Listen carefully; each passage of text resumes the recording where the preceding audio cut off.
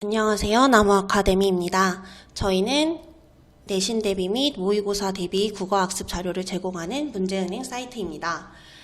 오늘은 2025년에 시행한 고2 3월 모의고사 국어, 화법, 작문, 언어 지문 분석과 문제를 몇 가지 풀어보도록 하겠습니다. 먼저 화법과 작문 지문부터 보도록 하겠습니다. 해당 지문을 보도록 할 건데요. 최근 여러 학생들이 대화하는 장면이 나타나네요. 학생일이 말하죠. 최근 다양하게 활용되는 생체인식 정보, 요거에 대해서 말하려나 봐요. 이 글을 어디에다 실는데요? 교지에다 실는데요. 매체도 확인해 주시고요. 자, 어떤 내용으로 작성하면 좋을지 이야기를 해보세요. 자, 대화 목적을 밝히면서 참여를 유도하고 있습니다. 자, 그래서 학생이도 말을 합니다. 조사해 봤대요. 자, 생체 정보 중에서 특정 개인을 인증, 식별하기 위한 목적으로 처리되는 정보를 생체인식 정보라고 말해 라고 하면서 생체인식 정보의 개념을 설명합니다. 그랬더니 학생 3은 지문이나 음성 정보 등이 생체인식 정보에 해당돼 라고 하면서 정보를 덧붙이고 있고요. 근데 이들을 생체인식 정보가 아닌 일반적인 생체 정보로 보는 자료도 있었어. 생체인식 정보와 일반적인 생체 정보가 어떻게 구분되는지 모르겠어 하면서 의문점도 함께 밝히고 있어요. 자, 그랬더니 학생 2가 학생 3에 대해서 궁금해하는 점을 다시 한번 확인합니다. 너 이거 알고 싶다라는 거지? 하면서 정확하게 확인하고 있어요. 자, 하면서 둘 다 생체 정보이지만 인증 식별을 사용하면 생체 인식 정보이고 성별 등의 확인을 위해 사용되면 일반적인 생체 정보로 볼 수 있어 라고 하면서 글에 이 내용을 포함하면 좋겠다 라고 하면서 글에 포함될 구성 내용까지 학생 2가 제시하고 있어요. 그랬더니 학생 3도 긍정적인 반응을 보이죠. 좋은 생각이야. 친구들과 생체인식 정보에 관한 얘기를 나눈 적이 있는데 친구들도 이 둘 앞에 나왔던 요거요. 이 둘을 잘 구분하지 못하더라고. 이 둘의 차이점을 설명하면 개념을 이해하는 데 도움이 될 거야. 자, 학생 3의 말하기 방식은 어떻게 되죠? 자신의 경험을 바탕으로 상대방의 의견에 긍정적인 반응을 보이고 있는 거죠. 자, 학생일이 나타나서 말을 합니다. 또 생체인식 정보의 개념에 대한 내용은 이 정도면 될 것 같아. 다음으로 생체인식 정보의 특성에는 어떤 것이 있을까 하면서 대화 내용을 전환하고 있어요. 자, 그러면 학생이가 학생일의 의견에 대해서 추가적으로 말을 하죠. 지문과 같은 생체인식 정보는 사람마다 달라서 그 자체로 개인을 확인할 수 있어. 그리고 이런 것은 변경하기 어려워. 그랬더니 학생 3은 안전한 인증수단이 되겠네 합니다. 그리고 학생이는 정보 유출될 경우 피해가 크다는 점 주의해야 돼 라고 하면서 생체인식 정보의 뭔가 주의성, 특성 등에 대해서 언급을 합니다. 그랬더니 학생일은 피해가 왜 크다는 거지? 자세하게 설명해줘 하면서 추가 설명을 요청하고 있어요. 그 화법과 작문 같은 경우는 이런 지문 같은 경우는요, 여러분 학생들의 대화 방식, 말하기 방식을 묻는 문제가 무조건 출제되고요. 이 친구들이 상의한 내용, 토론한 내용이 글에 어떻게 반영되고 반영되지 않았는지를 묻는 문제가 출제됩니다. 그렇기 때문에 대화 한 단락마다 어떤 말하기 방식이 쓰였는지도 꼭 확인을 해주세요. 그랬더니 학생 3은요, 이렇게 얘기를 하면서 보호방안도 글에 넣어보자 하면서 상대방이 말한 내용을 보충하면서 자신의 의견을 제시해요. 자, 그 다음에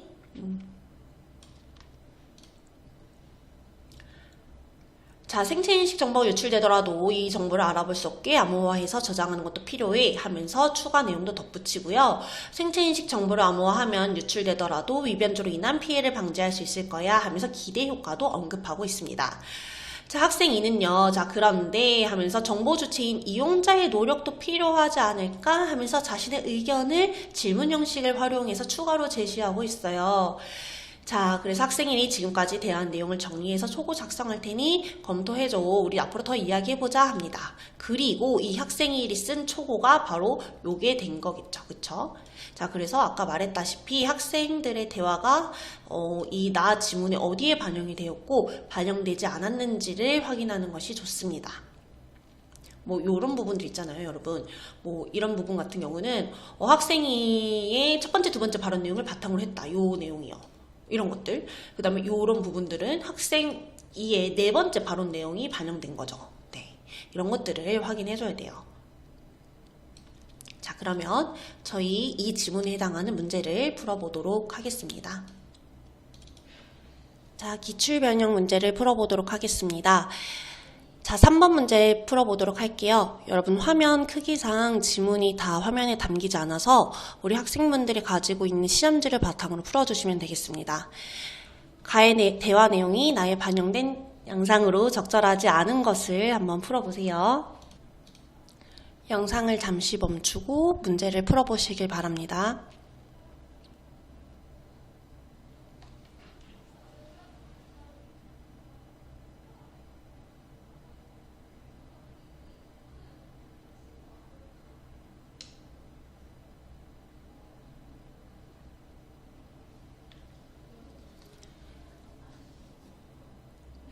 문제를 모두 잘 풀어보셨나요? 자, 적절하지 않은 것은 3번이 되겠습니다. 가에서 생체인식 정보가 유출되면 신원도용 등에 악용할 수 있다고 언급했던 것은 맞지만 이를 나의 이문단에서 예상 독자가 공감할 수 있는 사례로 제시하고 있지는 않았죠. 자, 다른 선지도 한번 살펴보도록 하겠습니다. 1번. 자, 가에서 학생 2가 인증을 위해 생체인식 정보가 다양하게 활용되고 있다고 언급한 것과 관련해서 나의 1문단에서 휴대전화 잔금 해제, 은행 거래 예시를 들고 있었죠? 적절한 설명입니다. 자, 2번입니다. 학생 2와 학생 3이 생체인식 정보를 보호하기 위해 정보 처리자 차원에서 할 수 있는 방법으로 언급한 것은 나의 3문단에서 생체인식 정보 처리 단계별 보호 원칙에 따라 단계로 나누어 제시하고 있었잖아요. 그러므로 적절한 설명이에요. 네, 4번입니다. 자, 가에서 학생 3이 생체인식 정보가 인증수단으로 안전한 이유를 언급한 내용은 나의 이문단에서 분실의 위험이 적다는 내용이 추가되어 제시되고 있기 때문에 적절해요. 5번입니다. 가에서 학생이가 생체인식 정보 보호를 위한 정보 주체의 노력을 언급한 내용과 관련해서 나의 3문단에서 불필요한 생체인식 정보는 저장된 기기에서 삭제하도록 요청해야 한다는 내용이 제시되어 있었죠. 그렇기 때문에 적절한 설명이에요.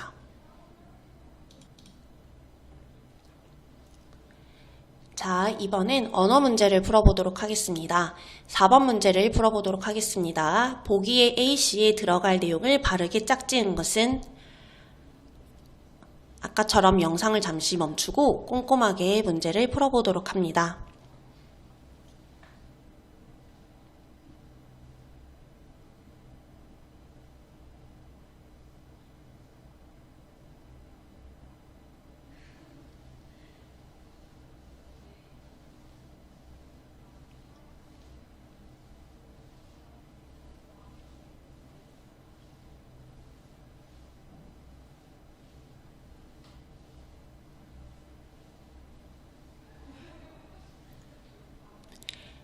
정답은 2번입니다. 자, 기억부터 보도록 하겠습니다. 자, 기억, 명사 억은 어머니의 접사 시가부터 명사 시어머니가 된 것이므로 기억은 A에 해당합니다. 그 다음에 니은 같은 경우는요. 억은 웃의 접사 음이부터 명사 웃음이 되었으므로 B에 해당합니다. 자, 리을 보겠습니다. 자, 리을은 형용사 억은 낮에 접사 추가부터 동사 낮추다가 되었으므로 B에 해당합니다. 그 다음에 미음, 동사 억은 지우에 접사 개가부터 명사 지우개가 되었으므로 B에 해당합니다. 디귿을 보도록 하겠습니다. 동사의 억은 잡에 접사 희가부터 동사 잡히다가 되었으므로 C에 해당합니다. 비읍, 명사의 억은 멋에 접사 쟁이가 붙어 명사 멋쟁이가 되었으므로 C에 해당합니다. 모두 다 문제를 잘 푸셨네요. 그러면 추가적으로 문제를 하나 더 풀어보도록 하겠습니다. 6번 문제를 보도록 할게요. 보기의 예로 적절하지 않은 것을 골라주시면 됩니다. 아까처럼 영상을 잠시 멈추시고 문제를 풀어보시길 바랍니다.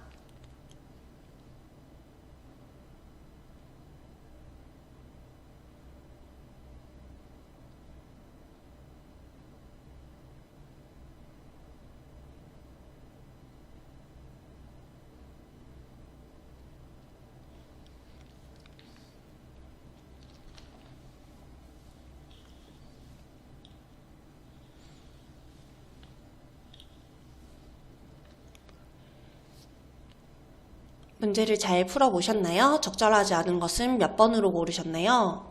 네, 정답은 2번입니다. 보기를 한번 보도록 하겠습니다. 보기 관형어는 체언을 수식하는 문장 성분입니다. 자, 여러분 체언에는 뭐가 있죠? 명사, 대명사, 수사가 있어요. 명사, 대명사, 수사를 수식하는 것을 우리는 관형어라고 합니다. 그런데 이 관형어가 되기 위해서는요, 첫 번째 관형사가 그대로 관형어가 되는 경우가 있고요. 두 번째는 체언에 관형격 조사 의가 결합되어 실현되는 경우입니다. 세 번째는 용언의 어간에 관형사형 어미가 결합되어 실현되는 경우입니다. 네 번째는요, 관형격 조사 의가 생략되어 눈으로 보였을 때는 체언의 구성으로 된 경우에 해당하는 겁니다. 자, 이번의 겨우는요, 관형어가 아니라 부사입니다. 부사는 누구를 수식하죠, 여러분? 네, 완성했다라는 용언을 수식하기 때문에 보기의 예시로 적절하지 않습니다. 나머지 선지를 보도록 하겠습니다. 1번은 관형사가 그대로 관형어가 되었네요. 운동화를 수식하고 있어요. 3번 관형격 조사 의가 생략되어서 체언 플러스 체언의 구성으로 된 경우에 해당하네요. 그쵸? 자, 4번 같은 경우는 용언 어간에 관형사형 어미 던이 붙어서 관형어로 실현되는 경우입니다. 5번 지도자는 국민의 단결을 호소했다. 자, 여러분 관형격 조사 의가 붙었네요. 명사 단결을 꾸며주고 있어요. 이번 강의는 여기까지 하도록 하겠습니다. 더 많은 화법과 작문, 언어 문제는 저희 나무 아카데미에서 확인하실 수 있습니다. 감사합니다. 안녕하세요. 나무 아카데미입니다. 저희는 국어 내신 및 모의고사 대비 국어학습 자료를 제공하는 문제은행 사이트입니다. 사이트에 접속하시면 보다 다양한 국어학습 자료를 확인하실 수 있습니다. 오늘은 2025년에 시행된 고2 3월 학평 모의고사인 첫 번째 독서 지문 로크와 라이프니츠의 본유관념을 함께 확인해 보도록 하겠습니다. 첫 번째 문단입니다. 본유론자들은 인간의 경험에 앞서 태어날 때부터 인간의 정신 속에 각인된 것을 본유적이라고 주장했대요. 경험보다 우리가 정신적으로 갖고 있었던 게 있다라는 겁니다. 이것을 본유적이라고 하고요. 필연적 진리들은 본유적이다라고 주장을 했어요. 반드시 참인 지식이기 때문에 반드시 보편적으로 동의된다라고도 보았고요. 하지만 귀납법을 적용한 과학적 관찰과 감각적 경험을 중시했던 근대 경험론의 입장에서 이런 본유관념을 인정할 수 없었다고 합니다. 자, 정리를 해볼게요. 1문단에서는 본유적이라는 것이 무엇인지 설명을 하고 경험을 중요시하는 근대 경험론에서는 태어날 때부터 가지고 있던 본유적이라는 개념이 있을 수가 없다라고 하면서 인정하지 않았다라는 겁니다. 두 번째 문단. 대표적 경험론자인 로크는요. 자, 그러면 로크는 경험론자니까 이 본유론자들의 주장을 반박하겠죠. 자, 갓 태어난 인간의 정신 상태를 어디에 비유했대요? 백지 상태에 비유했대요. 이 말인 즉슨 인간의 경험에 앞서 태어날 때부터 인간의 정신 속에 각인된 것이라는 본유적이라는 건 없다라는 거예요. 본유론자들이 말하는 이런 본유관념, 본유적인 것들은 경험을 통해 얻게 되는 것이다, 사실은 이라고 주장을 합니다. 자, 그럼 로크와 1문단의 본유론자들의 입장을 비교하는 문제가 당연히 출제될 수 있겠죠. 자, 본유론자들은요, 동일률과 모순율 같은 것들을 주장했는데요. 자, 모두 누구나 아는 지식을 우리는 모순율이라고 하고요. 그 다음에 존재하는 것이다와 같은 것을 동일률이라고 한다고 합니다. 자, 로크는 사례를 하나 들어서 반박을 해요. 아이들은 동일률이나 모순율이 무엇인지 알지도 못하고 그것들이 자신의 정신에 있는지조차도 모른다. 이러면서 사례를 들어서요. 동일률과 모순율이 본유적, 태어날 때부터 가지고 있었던 것이라는 걸 반박을 합니다. 자, 그러면서 본유관념과 보편적 동의 간의 필연적 관계를 부정합니다. 자, 이 문단은 아이들의 예시를 통한 로크의 반박이 되겠어요. 3문단 보겠습니다. 로크는 본유관념과 보편적 동의 간의 필연적 관계를 부정하는 또 하나의 근거, 또 예시를 들어서 반박을 하네요. 단맛은 쓴맛은 아니다 라는 지식을 제시했어요. 자, 지식은요, 본유론자들의 주장에 따르면 본유관념이어야 해요. 필연적 진리이기 때문이죠. 그쵸? 틀린 말 아니잖아요. 하지만 여러분, 단맛은 쓴맛이 아니다와 같은 것은 감각적 경험에서 비롯된 것이기 때문에 본유론자들은 이 지식을 본유관념으로 인정하지 않습니다. 왜? 경험에서 얻은 지식이기 때문에 태어날 때부터 얻은 지식이 아니잖아요. 그렇기 때문에 본유론자들은 단맛은 쓴맛이 아니다와 같은 지식이 본유관념이 아니라고 주장을 하는 겁니다. 이러한 모순점을 로크가 바로 지적을 했어요. 네. 자, 4문단 보겠습니다. 로크는 인간의 정신이 일종의 백지와 같은 상태이고 앞서 나왔던 얘기를 다시 한번 언급을 하네요. 자, 정신은 감각을 통해 역시 경험주의자네요.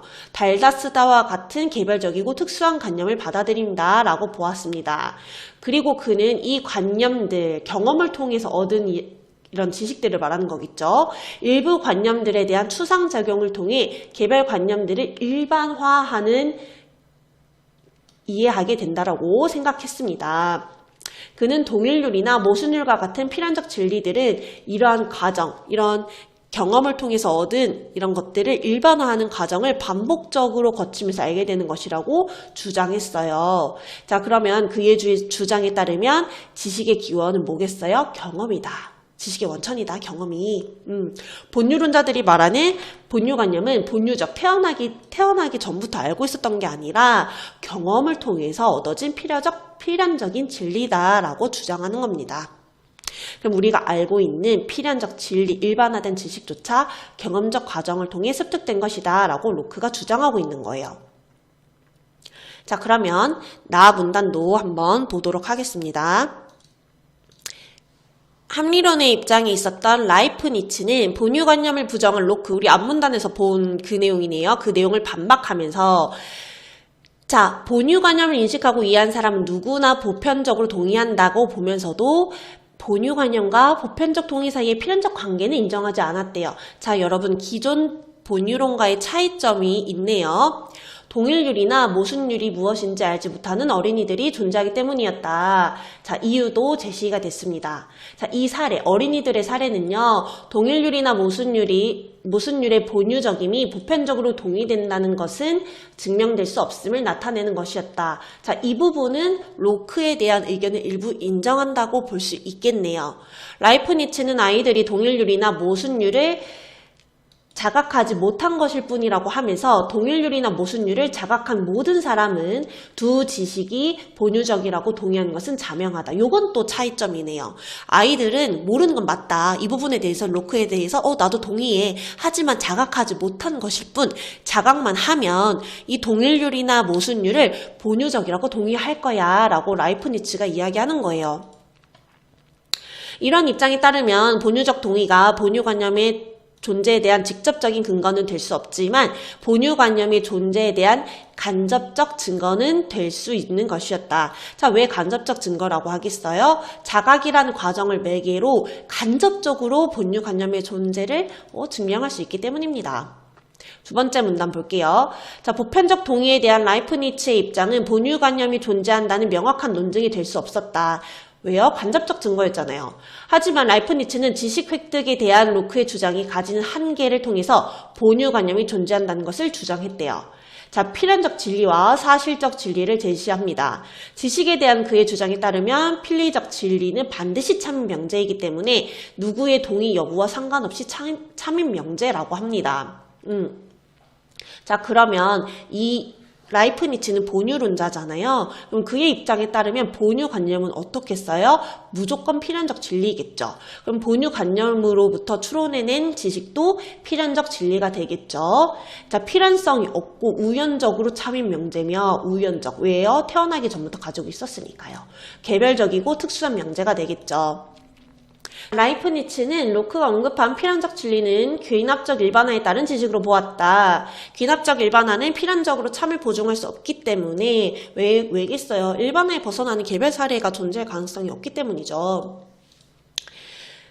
자, 그에게 귀납적 일반화는 수학에서의 검상과 같이 필연적 진리를 검증해주는 것일 뿐이었다.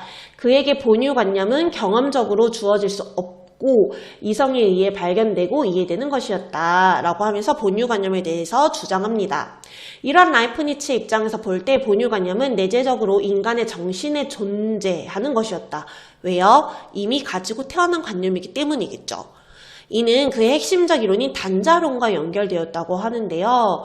자, 그는 단자를 세 개를 구성하는 형이상학적인 실체이며 인간에게는 정신이라는 단자가 있고 이 단자 안에 본유관념이 내재 있다고 주장합니다. 자, 여러분 멘붕 오실 필요 없고요. 아, 단자론이란 이런 거구나 라고 이해만 하면 됩니다. 그냥 텍스트 그대로 받아들이고 풀이해 주시면 돼요. 네, 독서 지문은요. 그는 자신의 단자론이 로크의 본유관념 판단에 의해 근본부터 흔들릴 수 있다고 보았다. 이런 측면에서 본다면 라이프니츠의 본유관념은 자신의 단자론을 지키기 위한 것으로 볼 수 있다. 라이프니츠가 왜 본유관념을 옹호했는지도 마지막 문단에서 제시하고 있네요. 자, 그럼 문제 풀어보겠습니다. 자, 변형 문제를 풀어보도록 하겠습니다. 2번 문제를 풀어보도록 할게요. 학생 여러분들은 영상을 잠시 멈추시고 2번 시험지를 바탕으로 2번 문제를 풀어보도록 하겠습니다. 가와 나에 대한 이해로 적절하지 않은 것을 골라주시면 됩니다.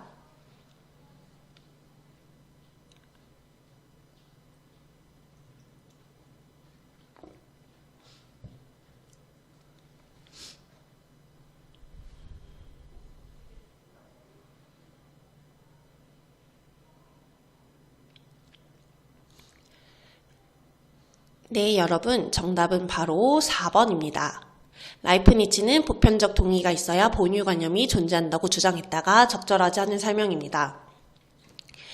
자, 나의 1문단에서 라이프니츠는 본유관념을 인정하고 인식하고 이해한 사람은 누구나 보편적으로 동의한다고 보면서도 본유관념과 보편적 동의 사이에 필연적 관계를 인정하지 않았었던 거 기억하시나요? 자, 그러므로 보편적 동의가 있어야 본유관념이 존재한다고 주장하는 설명은 적절하지가 않죠. 자, 이번 영상은 여기까지 하도록 하겠습니다. 더 많은 분석과 문제는 저희 나무아카데미 사이트에서 확인하실 수 있습니다. 감사합니다. 안녕하세요. 나무아카데미입니다. 저희는 국어 모의고사 및 내신 대비 학습 자료를 제공하는 문제은행 사이트입니다. 저희 사이트에 방문하시면 보다 많은 국어학습 자료를 확인하실 수 있습니다. 오늘은 2025년 3월에 시행된 고2 3월 모의고사 두 번째 독서 지문인 소송비용의 각자 부담주의와 패소자 부담주의 지문을 같이 확인해 보도록 하겠습니다. 해설지에서는 민법학 강의 지문으로 제시되어 있는데 한번 같이 보도록 하겠습니다. 우리 법에서는 개인 간의 관계를 규율하는 법인 사법상 자신의 권리를 주장하거나 분쟁을 해결하기 위해 누구나 재판을 받을 수 있는 권리를 보장한대요. 민사소송은 법률관계에 확정하는 법원의 판결을 구하는 것으로 소송 당사자가 법원에 소장을 제출하는 것으로 시작됩니다. 민사소송은 형식적 요건을 갖추어 일정한 절차에 따라 진행되며 소송의 과정에서 비용이 발생합니다. 이 비용을 우리는 소송비용이라 하는데 과도한 소송 제기 등을 막기 위해 우리 법에서는 소송 비용을 소송의 당사자가 부담하게 하는 재판 유상주의를 택하고 있다라고 합니다. 1문단에서는 민사소송과 재판 유상주의에 따른 소송 비용 부담에 대해서 이야기를 하고 있네요. 두 번째 문단을 보도록 하겠습니다. 자, 소송 비용에는 뭐가 있냐 설명을 하는데요. 첫 번째로는 재판 비용, 그 다음에 당사자 비용 있습니다. 자, 재판 비용은 바로 다음 줄에 개념이 나타나네요. 당사자가 국고에 납입하는 비용으로 재판 수수료인 인지대와 재판 관련 서류를 전달하는 데 드는 비용인 송달료 등을 모두 포함해서 말합니다. 이때 인지대는 소가에 비례하며 같은 소가이더라도 1심에서보다 2심에서보다 더 비쌉니다. 자, 그러면 인지대가 1심, 2심, 3심에서 어떻게 달라지는지 묻는 문제도 출제될 수 있겠죠. 당사자 비용은 당사자가 소송을 진행하면서 드는 부대 비용을 말합니다. 소송 서류 작성료, 당사자나 증인의 출석을 위한 비용, 이런 것들이 포함된다라고 하네요. 당사자 비용에는 소송 비용의 상당 부분을 차지하는 변호사, 즉 소송 대리인인 변호사에게 지급하는 보수가 포함될 수도 있다고 합니다. 자, 이 문단에서는 재판 비용과 당사자 비용으로 나뉘는 소송 비용의 종류에 대해서 이야기를 하고 있어요.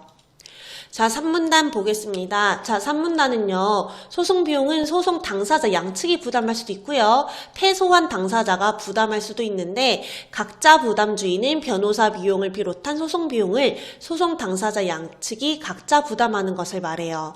자, 이는 소송에서 변호사를 반드시 선임해야 할 필요가 없다고 합니다. 자, 불법행위로 인하여 변호사 비용이 초래된다는 개연성을 인정할 수 없으므로 변호사 비용을 불법행위 자체로 인한 손해배상의 범위에 포함할 수가 없어요. 자, 변호사를 선임한 것은 개인의 선택이라고 보는 거죠. 자, 그러나 각자 부담주의는 대부분의 사람들이 변호사를 선임하여 소송에 임한다는 현실을 반영하지 못합니다. 한계점도 가지고 있네요. 3문단에서는 각자 부담주의의 개념과 그 한계에 대해서 이야기를 하고 있습니다. 자, 4문단 보겠습니다. 자, 우리 법에서는요, 원칙적으로 패소자가 소송 비용을 부담하도록 하는 패소자 부담주의를 취하고 있대요. 자, 여러분, 우리나라에서는 어떤 주의를 원칙으로 취하고 있는지를 묻는 문제가 출제될 수 있어요. 그리고 패소자 부담주의와 각자 부담주의를 비교하는 문제도 출제될 수 있으니까 문단별 상세 내용을 확인해 두시기를 바랍니다. 자, 소송에서 전부 패소하였다면 패소한 당사자가 소송 비용의 전부를 부담하는 것이 원칙이고, 일부 패소하였다면 패소한 비율에 따라 당사자 각각이 소송 비용을 부담한다고 하네요. 이것이 패소자 부담주의의 규칙이 되겠습니다. 주어진 상황에서 패소자가 얼마의 소송 비용을 부담하게 되는지 묻는 문제가 당연히 출제될 수 있겠죠. 패소자의 고의나 과실 여부와 상관없이 패소자에게 소송이 제기된 상황에 법률상 책임을 부과함이 합당하다는 무과실 책임주의를 따르는 것이 대체로 정의의 관념에 부합한다고 생각하기 때문이다. 또 부당하게 소송을 제기했을 경우 패소자가 소송 비용을 부담하여 승소자의 재산권을 보장할 수 있으며 장점이네요. 소송이 남발되는 것을 막아 법원에 부담을 덜 수도 있다. 장점 2번째입니다. 자, 그러나 패소자 부담주의는 소송 비용에 대한 부담감과 두려움을 일으켜 정당하게 재판받을 수 있는 권리를 제한하는 부작용도 있겠죠. 자, 그러면 앞에서는 각자 부담주의의 전제, 특징, 한계에 대해서 이야기를 하고요. 지금 방금 읽은 문단에서는 패소자 부담주의 특징과 장점, 한계에 대해서 이야기를 하고 있네요. 각각 균등하게 제시하고 있어요. 마지막 문단을 보도록 하겠습니다. 이러한 부작용은 특히 공익소송에서 두드러진다고 하네요. 자, 여러분, 공익소송은요, 불합리한 사회 문제를 개선하여 사회적 약자나 소수자의 권익을 보호하거나 국가 권력으로부터 침해된 국민의 권리를 회복하는 데 도움이 되는 소송을 말해요.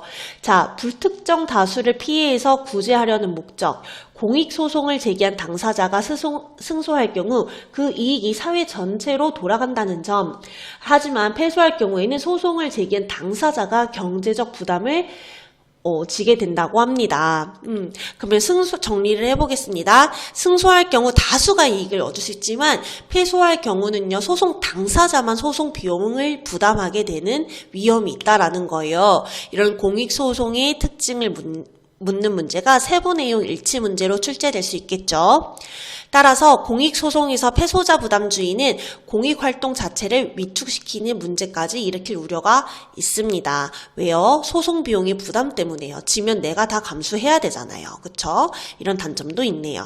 자, 그래서 이 지문은요, 소송 비용 부담의 처리 기준에 대해서 이야기를 하고 있습니다. 자, 그럼 지문 이해를 바탕으로 저희 변형 문제를 한번 풀어보도록 할게요.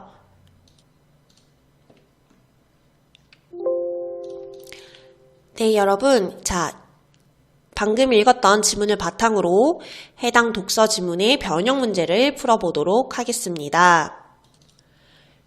자, 여러 문제가 있는데 오늘은 1번이랑 8번 문제를 풀어보도록 하겠습니다. 여러분이 가지고 있는 시험지를 바탕으로 해서 문제를 풀어주세요. 자, 1번 문제입니다. 윗글의 내용과 일치하지 않는 것을 골라주시면 돼요. 자, 영상을 잠시 멈추시고 지문을 바탕으로 혼자 스스로 풀어보시기를 바랍니다.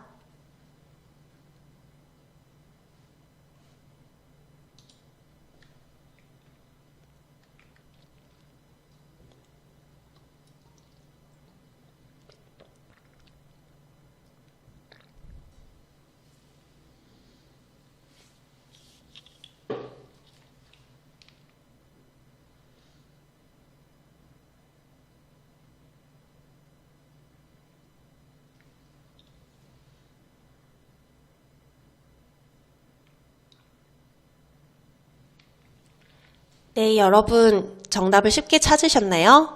네, 적절하지 않는 것은 2번이죠. 당사자 비용은 당사자가 소송을 진행하며 드는 부대 비용으로 변호사 비용과 송달료 등을 말한다. 자, 여러분 지문의 이문단을 한번 확인해 주시겠어요? 이문단에 재판 비용은 당사자가 국고에 납입하는 비용으로 재판 수수료인 인지대와 재판 관련 서류를 전달하는데 드는 비용인 송달료 등을 말한다 라고 하였으므로 2번이 적절하지 않음을 확인할 수 있겠죠. 자, 그러면 나머지 선지들도 한번 보도록 하겠습니다. 1번, 소송에서 변호사를 반드시 선임해야 할 필요가 없다. 자, 여러분, 우리 아까 3문단에서 소송에서 반드시 변호사를 선임해야 할 필요가 없으며 라고 했던 부분 기억나시나요? 네, 그렇기 때문에 적절한 설명이에요. 3번, 패소자 부담주의는 우리 법에서 원칙적으로 취하고 있는 방식이다. 자, 이런 유형의 문제들 출제될 수 있다라고 했었죠. 우리나라에서 어떤 방식을 취하고 있는지 확인해 둡시다. 패소자 부담주의를 지금 우리나라에서 취하고 있어요. 4번, 공익소송을 제기한 당사자가 패소하면 경제적 부담을 지게 된다. 마지막 문단에서 확인했었죠. 승소하면 이익은 모두 다 같이 받지만 패소하면 소송 당사자만 부담을 지게 됩니다. 자, 5번, 우리 법에서는 사법상 분쟁을 해결하기 위해 누구나 재판을 받을 수 있는 권리를 보장하고 있다. 자, 여러분 1문단에서요. 누구나 재판을 받을 수 있는 권리를 보장하고 있다라고 하면서 해당 내용이 제시되어 있네요. 5번도 적절합니다. 자, 문제를 한 번 더 풀어보겠습니다. 8번 풀어보겠습니다. 윗글에서 답을 찾을 수 있는 질문으로 적절한 것은 시험지를 바탕으로 영상을 잠시 멈추시고 한번 풀어보세요.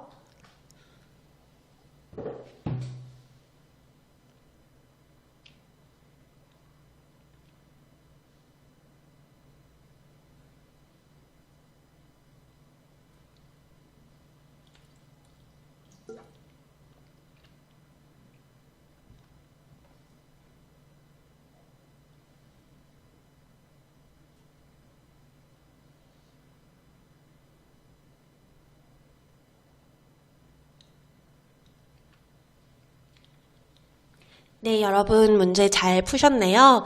네, 적절한 것은 4번입니다. 재판 비용은 어디에 납입하는 비용인가? 자, 여러분 재판 비용은 어디에 납입한다 했었나요? 한번 같이 찾아볼까요? 이 문단에서 재판 비용은 여기 나와 있네요. 당사자가 국고에 납입하는 비용으로 라고 하면서 우리가 재판 비용을 국고에 납입해야 함을 확인할 수 있어요. 그렇기 때문에 4번이 답을 찾을 수 있는 질문이 되겠네요. 나머지 1번, 2번, 3번, 5번은 밑글에서 답을 확인할 수 없는 질문이 되겠습니다. 자, 오늘도 영상 시청해 주셔서 감사합니다. 더 많은 자료와 문제들은 저희 나무아카데미 사이트에서 확인하실 수 있으니 참고하시길 바랍니다. 안녕하세요. 나무아카데미입니다. 저희는 국어 내신 대비 및 모의고사 대비 학습 자료를 제공하고 있는 문제은행 사이트입니다. 사이트에 접속하시면 보다 많은 분석 자료와 문제들을 확인하실 수 있습니다. 오늘은 2025년 3월에 시행한 고2 학력평가 독서 마지막 지문인 열펌프 지문을 함께 살펴보도록 하겠습니다. 자, 여러분 열펌프 요 지문 잘 푸셨는지 모르겠어요. 많은 친구들이 많이 많은 친구들이 많이 틀렸더라고요. 오답률이 가장 높은 문항이 이 지문에 포함되어 있었어요. 과학 지문이라서 조금 두려움을 느낀 친구들도 있었을 텐데 한번 같이 읽어보도록 하겠습니다. 첫 번째 문단입니다. 열 펌프는 물 펌프가 낮은 곳에 있는 물을 높은 곳으로 운반하는 것처럼 저온에서 고온으로 열을 운반하는 장치를 뜻합니다. 자, 열 펌프는 일반적인 냉방 혹은 난방 장치와 달리 냉방과 난방이 모두 가능하대요.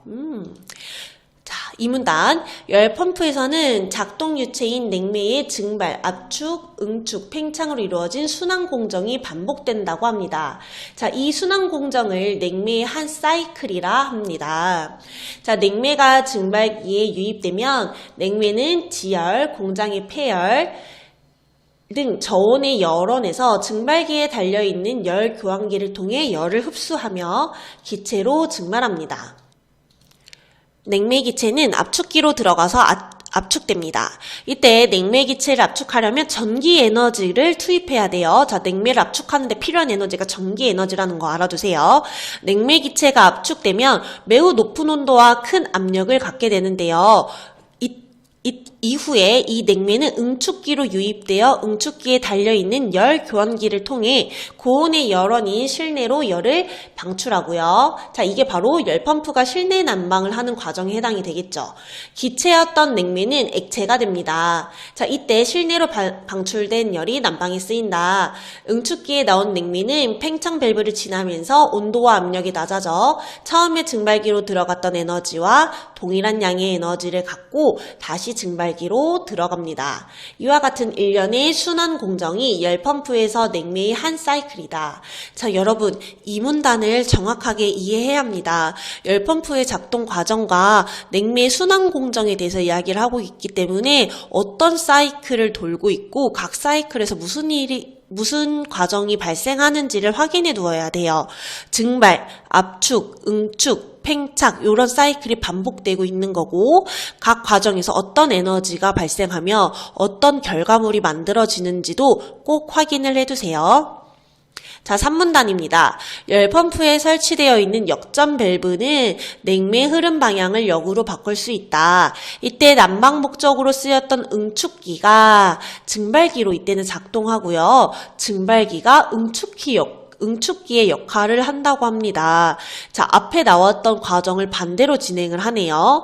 따라서 역전 밸브를 통해 냉매의 흐름 방향을 역으로 바꾸면 난방 목적으로 쓰였던 실내 응축기가 냉방을 위한 증발기로 작용합니다. 자, 그러면 여러분 열 펌프가 어떻게 냉난방을 전환하는지 묻는 문제도 출제될 수 있겠죠. 그렇다면 열 펌프의 성능을 어떻게 표현할까? 자, 열 펌프는 저온의 열원에서 받은 열 에너지와 압축 과정에서 투입되는 전기 에너지, 이 두 가지 에너지의 합에 해당하는 열 에너지를 난방에 사용됩니다. 자, 따라서 고온의 열원에서 열을 받아 일을 수행하고 나머지 열을 저온 열원으로 방출하는 열기관의 성능평가 지수인 열 효율로는 성능을 표현할 수가 없대요. 자, 그러면 왜 열 효율로 열 펌프의 성능을 표현할 수 없는지를 묻는 문제가 출제될 수 있겠어요? 왜 표현할 수 없죠? 사용한 에너지가 다르기 때문이에요.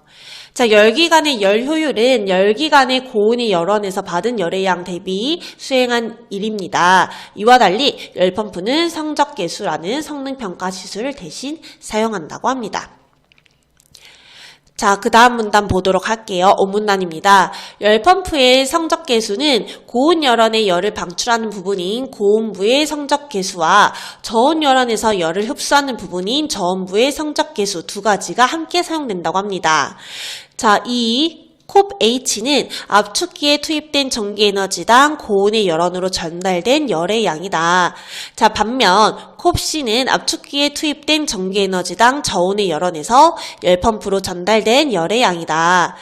자, 열 역학 제1법칙에 의하면 에너지는 그 형태가 변화할 수는 없지만 전체 양은 보존된다. 따라서 열 펌프가 냉매가 한 사이클을 순환할 때 저온의 열원에서 열 펌프로 공급된 열과 압축기에 투입한 전기 에너지 합은 고온의 열원으로 전달한 열의 양이 된대요.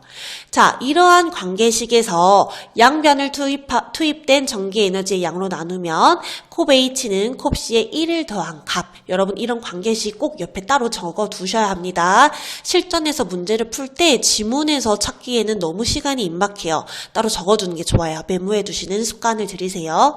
이러한 관계는 콥 H와 콥 C 중 어느 하나가 바뀌면 다른 하나도 바뀌게 된다는 것. 서로 두 개수가 연관되어 있으니까요. 그것을 의미합니다. 자, 그럼 여러분 고난도 문제로 열펌프를 가동하면서 사용된 에너지 값을 보고 성적 계수를 구하는 문제가 출제될 수 있겠죠. 해당 내용의 이런 관계식을 정확히 이해하고 있어야 풀 수 있을 거예요. 열펌프의 성적 계수를 형성하기 위해 복잡한 구조의 열펌프도 활발히 개발되고 있습니다. 자, 복잡한 구조의 열펌프도 본질적으로는 위의 원리를 따라요. 열펌프는 냉방과 난방이 모두 가능합니다. 또한 폐열을 사용할 수 있어 화석연료 고갈에 따른 에너지 문제를 해결하는 데도 일조할 수 있다고 하네요. 기존 냉난방 시설과 비교했을 때 이런 장점을 가지고 있네요. 자, 그래서 이 문단은 복잡하네요. 열펌프의 작동 원리와 성능을 평가하는 지문이 되겠습니다. 자, 그러면 저희 어려운 지문을 힘들게 읽어봤는데요. 변형 문제를 풀어보도록 하겠습니다. 네, 여러분. 시험지를 바로 옆에 두시고요. 저희 4번 문제 풀어보도록 하겠습니다. 가의 전제로 가장 적절한 것을 골라주시면 되고, 가는 지문에 열펌프의 냉매가 한 사이클을 순환할 때 저온의 열원에서 열펌프로 공급된 열과 압축기에 투입한 전기 에너지 합은 고온의 열원으로 전달한 열의 양이 된다에 해당합니다.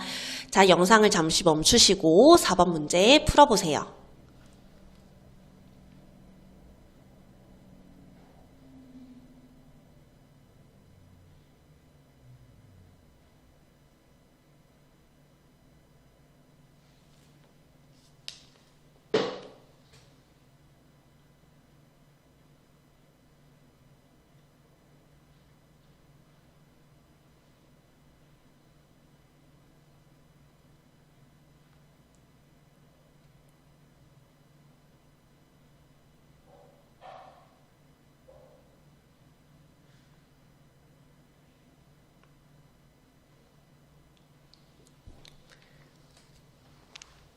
네, 한번 정답을 확인해 보도록 하겠습니다. 정답은 5번입니다. 자, 여러분 아까 가의 윗부분을 한번 확인해 보도록 하겠습니다. 연력학 제1법칙에 의하면 에너지는 그 형태가 변화할 수는 있지만 전체 양은 보존된다 따라서 라고 연결되어 있죠. 그렇기 때문에 이 부분이 풀 수 있는 힌트가 되겠습니다. 자, 에너지는 그 형태가 변화하지만 전체 양은 보존된다는 법칙을 가에서 보여주고 있는 거예요. 그렇기 때문에 열펌프의 냉매가 증발, 압축, 응축, 팽창의 한 사이클을 거쳐서 다시 시작점으로 돌아올 때 그 순환 사이클이 처음 시작할 때와 같은 양의 에너지를 가져야 한다는 겁니다. 그렇기 때문에 5번이 정답이 되겠습니다.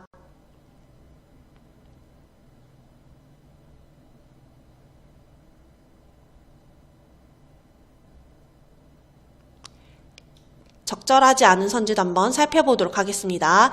1번 같은 경우는 이 부분 때문에 틀렸습니다. 형태가 언제나 일정하다. 자, 에너지는 그 형태가 변화할 수는 있지만 전체 양이 보존된다는 것이 연력학 제1법칙이었죠. 그렇기 때문에 적절하지 않습니다. 연력학 제1법칙에도 예외가 발생한다. 자, 여러분 연력학 제1법칙의 예외는 저희가 지문에서 확인할 수가 없었어요. 3번 열펌프의 효율은 열기간 보다 뛰어나다. 자, 열기관의 효율은 가의 내용과 관련이 없는 내용입니다. 자, 그 다음에 여기가 두 개가 복사가 됐네요. 자, 그 다음에 3번 보겠습니다. 4번 보겠습니다. 콥 H와 콥 C 중 어느 하나가 바뀌면 다른 하나도 바뀌게 된다. 요 내용은 맞는 내용이긴 해요. 하지만 가의 전제는 해당하지 않습니다. 그렇기 때문에 틀렸어요. 자, 저희 6번 문제 하나 더 풀어보도록 하겠습니다. 다음 중 열펌프의 성능평가 방식에 대한 설명으로 적절하지 않은 것은 자, 영상을 잠시 멈추고 풀어보세요.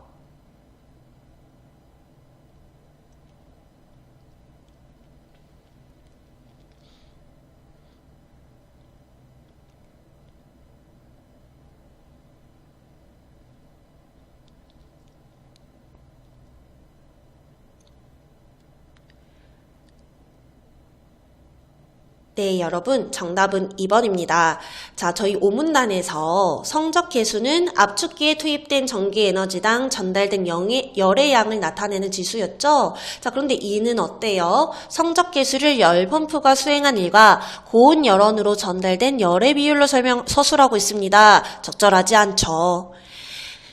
네, 나머지 1번, 3번, 4번, 5번은 지문에서 확인할 수 있는 적절한 선지가 되겠습니다.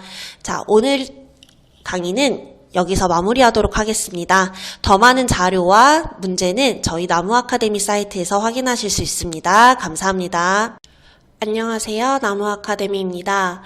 저희는 모의고사 및 내신 대비 국어학습 자료를 제공하는 문제은행 사이트입니다. 오늘은 2025년 3월에 시행한 3월 모의고사 고2 첫 번째 문학 지문인 관역을 함께 읽어보도록 하겠습니다.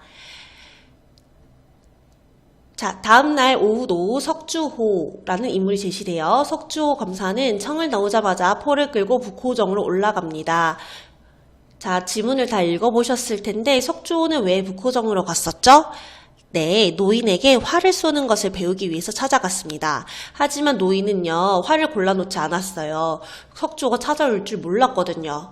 그러면서 활을 지금이라도 몇 채 골라보지요 하면서 활을 골라내왔습니다. 하지만 전부 새로 만든 것뿐이었고 석주호는 이를 마음에 들어하지 않았어요. 그러면서 전에 쓰던 것은 없습니까? 라고 물어봅니다. 여기서 석주호가 가지고 있는 과시적 태도가 드러난다는 것을 확인하셔야 합니다. 자, 그랬더니 노인은 하지만 활은 자기가 길을 들여야 하는데 쏘던 것은 다 길이 들어있어서 라고 대답을 해요. 그랬더니 내력이 있는 것. 여러분, 내력은요, 겪어온 자치라는 뜻인데요. 좀 오랫동안 사용감이 있는 것을 한번 보여달라고 지금 이야기를 하고 있는 거예요. 자기 힘에 맞을 만한 것으로 보여달래요. 자, 그러면서 이 괄호친 부분이 석주호의 내면 심리가 되겠습니다. 석주호가 자신의 심리를 말하죠. 새 것은 너무 생뚱스러웠다. 그리고 이런 물건, 활 같은 물건일수록 골동품 가치가 문제되기 쉬울 듯 했다. 명사수가 못된 터에는 자기 실력을 잘 알고 있어요. 활을 잘 쏘진 못하나 봐요. 물건이라도 그럴듯한 것을 지니고 있는 게 나을 법했다. 그런 것을 차지해두자. 바둑집 영감들 앞에 앞서서 한 발 앞선다는 게 그렇게 중요한 것이다. 자, 지금 인물은 이런 바둑집 영감님들보다 앞서고 싶어 해요. 여기서도 과시적인 태도가 드러나죠. 활쏘기를 남에게 자랑하고 싶어 하는 인물입니다. 자, 그리고 또 하나 짚어갈게요. 이 부분에 대한 서술 방식을 묻는 문제가 출제될 수 있습니다. 자, 여러분, 그런데 조심해야 될 것이요.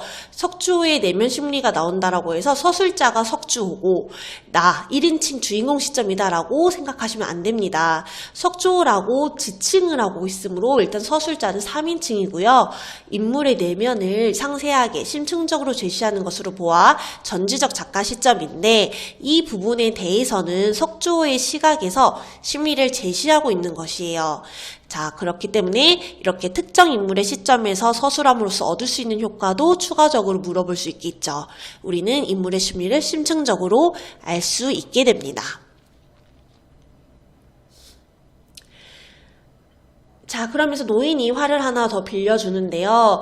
자, 어떤 노인이 땅에서 숨을 거둬가지고 남은 활이 하나 있다라고 하면서 빌려주는데 자, 그리고 색띠도 또 하나 같이 내줍니다. 라고 했더니 석주호가 물어봐요. 이게 뭡니까? 라고 했더니 노인은 궁대라고 하지요. 라고 말합니다. 활집이라고 하네요. 자, 활을 질 때 매는 띠인데 활을 맨 일은 없지만 그래도 활을 쏠 때는 메고 쏘아야 합니다. 법도도 법도지만 마음이 다르오 라고 이야기를 하죠. 자, 여러분. 노인의 이 말에서 활쏘기를 대하는 태도가 석주호와 좀 다르다는 것을 파악하실 수 있을 거예요. 노인은 활쏘기를 되게 소중하게 생각합니다. 자기 수양의 과정으로 인식하고 있는 거죠. 이 부분을 바탕으로 활쏘기에 대한 노인의 태도를 묻는 문제가 출제될 수 있습니다. 자, 중략 줄거리도 한번 같이 읽어보겠습니다. 활쏘기를 먼저 배운 석주호는 지역 유지들과 함께 북호정에 가게 되고요. 그들은 노인의 딸에게 관심을 보이게 됩니다. 이 지역 유지들은요, 활쏘기를 대상화될 수 있는 기술로 보고 있는 인물들이에요.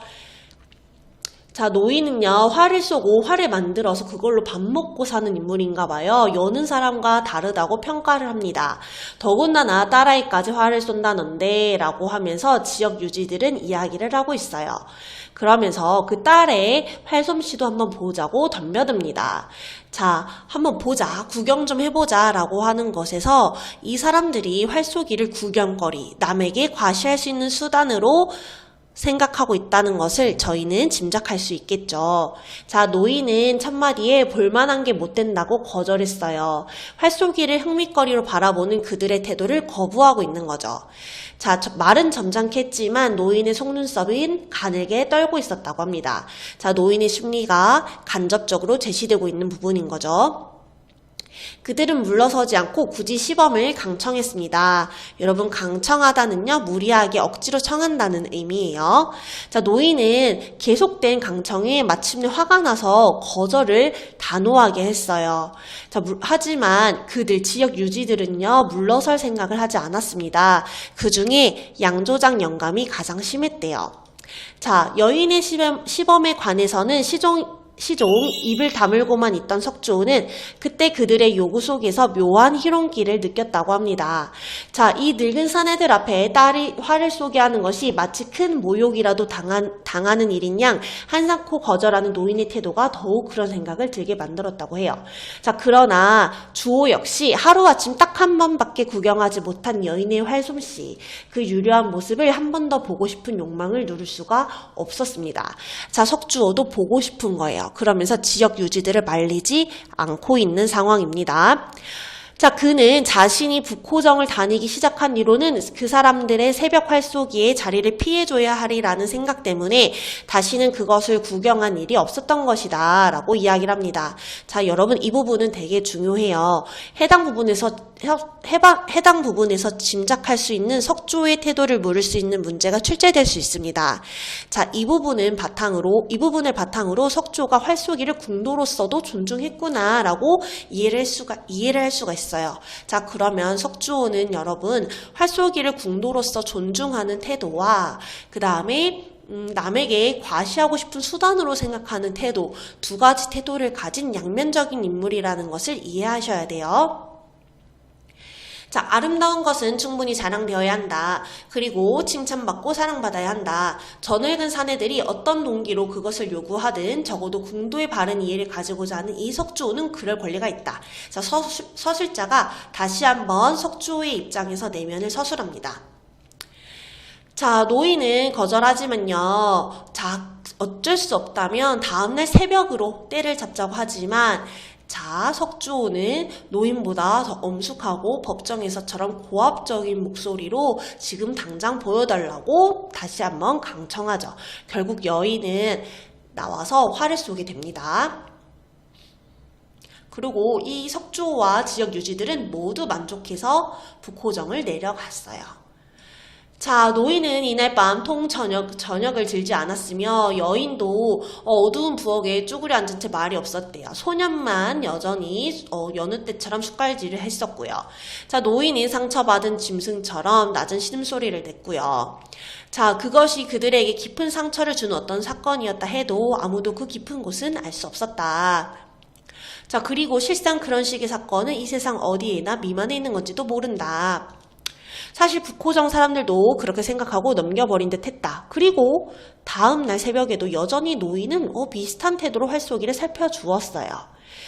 자, 그런데 석주호가 전날 얼핏 지나쳐버린 노인의 태도를 다시 생각합니다. 노인이 몹시 뭔가 흥분해 있었다는 것을 떠올리고요. 긴장했다가 나중에는 맥이 풀려서 딸을 불러냈었다는 사실을 생각해내요. 석조는 그들에게 무슨 욕이라도 무슨 상처라도 주은 것 같다는 생각이 들면서 성찰을 하죠. 하지만 노인은 의연한 태도를 계속 보이고 있습니다. 그런 노인의 태도에 석조는 뭔가 서운한 느낌이 들면서도 한편으로는 그들에 대한 뭔가 미안함, 성찰, 내 태도의 일환으로 그 편이 더 좋았다. 나한테 뭔가 티를 내지 않는 것이 더 좋았다 하면서 두려운 마음으로 노인과 활에 순종하려고 합니다. 자, 그럼 여러분 저희 변형 문제 풀어보겠습니다. 자, 여러분 저희 학평 변형 문제 4번 풀어보도록 하겠습니다. 자, 윗글을 보기와 같이 정리한다고 했을 때 빈칸에 들어갈 말로 적절한 것은, 자, 학생분들은 영상을 잠시 멈추시고 문제를 한번 스스로 풀어보시기 바랍니다.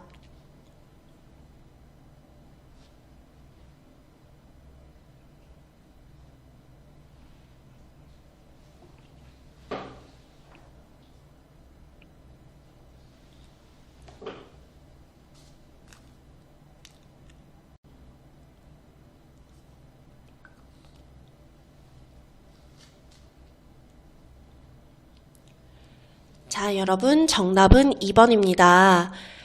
활쏘기를 궁도로 존중하기도 하고 대상화될 수 있는 기술로 보기도 하는 양면적 태도를 지닌 인물이 있다. 바로 석조에 대한 설명인 거죠.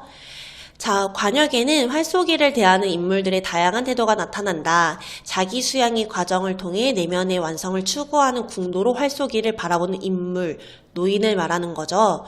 남에게 과시하거나 승부를 가르기 위한 수단이자 흥미거리로 대상화될 수 있는 기술, 즉 솜씨로 활쏘기를 바라보는 인물, 지역 유지, 양조장 영감이 해당이 되겠죠.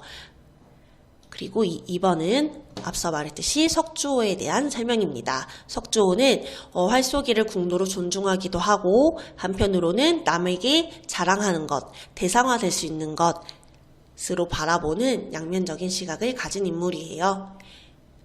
이번 강의는 여기까지 하도록 하겠습니다. 더 많은 분석과 문제는 저희 나무아카데미 사이트에서 확인하실 수 있습니다. 감사합니다. 안녕하세요. 나무아카데미입니다. 저희는 내신 및 모의고사 대비 국어학습 자료를 제공하는 문제은행 사이트입니다. 오늘은 2025년 3월에 시행한 고2 3월 모의고사 국어 문학 두 번째 지문인 금완기봉을 함께 살펴보도록 하겠습니다. 갈래는 고전소설이고 영웅적 성격이 강한 영웅소설에 해당합니다. 한번 같이 보도록 하겠습니다.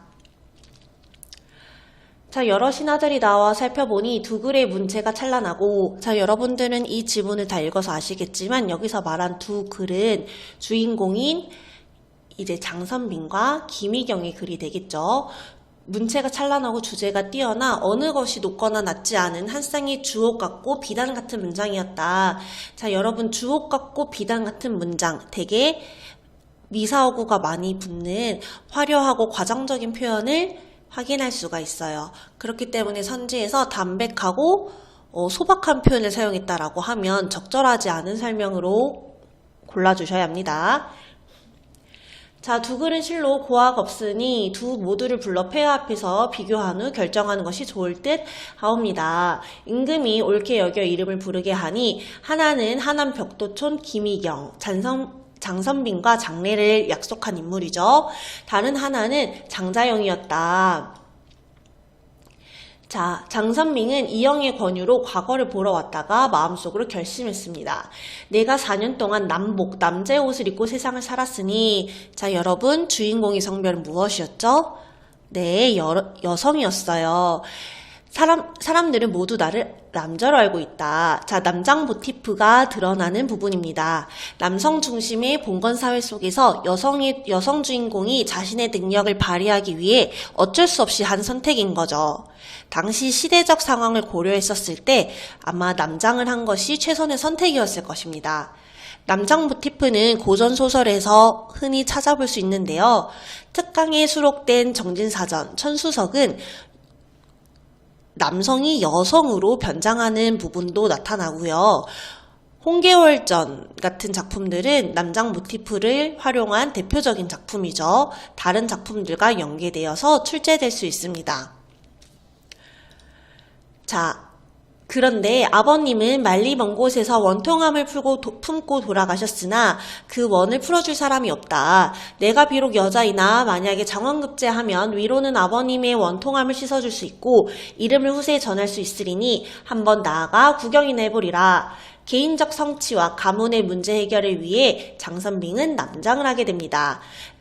중심인물이 남장을 한 이유를 묻는 문제가 출제될 수 있습니다. 개인적 목적, 그 다음에 가문의 문제 해결과 같은 목적이 있죠. 이에 이날 과거에 참여하였는데, 자, 다시 앞부분에 해당하는 겁니다. 호명하는 소리를 들으니 자기의 이름 장자영과 김희경이었다.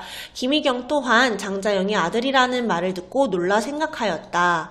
자, 내가 북해에 갔을 때 장상서의 아들이란 말을 믿지 않았는데 오늘 또 이 말을 들으니 아들이 있는 것이 분명하다. 그런데 왜 장소저, 장선빙을 말하는 거겠죠. 장소저는 왜 나에게 혼자라고 했는가? 혹시 나를 속인 것인가? 라고 하면서 김희경은 자신이 알고 있던 사실과 달라서 의문을 가지게 됩니다. 두 사람이 함께 어전에 이르자 임금과 여러 신하들이 모두 칭찬하였다. 임금이 좌우 신하들을 돌아보며 말했다. 옥을 얻기 위해 진주를 버릴 수 없는 법. 이 문장의 의미는 두 신하를 모두 취하고 싶다라는 겁니다. 두 인물 모두 포기하고 싶지 않다라는 것이에요. 내가 이 두 사람을 모두 쓰려고 하는데 경들의 생각은 어떠한가? 폐하께서 오늘 주석 같은 두 신하를 얻었으니 국가의 큰 행운입니다. 라고 하면서 신하들도 임금의 의견에 동의합니다. 중략 줄거리 보겠습니다. 임금이 위왕의 반란을 진압하는 공을 세운 장선빙을 사위로 삼으려고 하자. 자, 여러분, 장선빙은 여성이었죠. 그렇기 때문에 임금이 사위로 삼으려고 하니까 어쩔 수 없이 자신의 성별을 공개하게 됩니다. 그리고 위왕의 반란을 진압했다는 부분, 영웅적 면모를 확인할 수 있는 부분에 해당하겠죠. 자, 장선빙은 자신의 정체, 여성임을 밝히는 글에서는 표로 제시되어 있는데 이 글을 써서 올리고 임금은 이 표에 의해 표를 받고 답장을 씁니다. 자, 처음과 끝이 이렇게 된 것은 일부러 경이 나를 속이려고 해서 그런 것이 아니라 세상 일이 그렇게 돌아갔기 때문이다. 무슨 죄를 청하느냐 라고 하면서 너를 탓할 수는 없다. 살다 보니까 그렇게 된 것이겠지 라고 하면서 장선빙의 상황을 이해해주고 있어요. 내가 경의 제주를 사랑하여 두터운 인연을 맺고자 하다가 사위를 삼으려고 한 것을 말하는 거겠죠. 뜻은 이루지 못하여 도리어 주석 같은 신하를 잃게 되니 나의 두 손이 없는 것과 같다 하면서 한탄하고 있고요. 자, 군신의 의, 임금과 신하의 의죠. 그 다음에 부자의 정, 아버지와 아들과 같은 정을 겸했었대요. 장선빙과요. 임금이 장선빙을 무척 좋아했었다라는 걸 알 수 있습니다.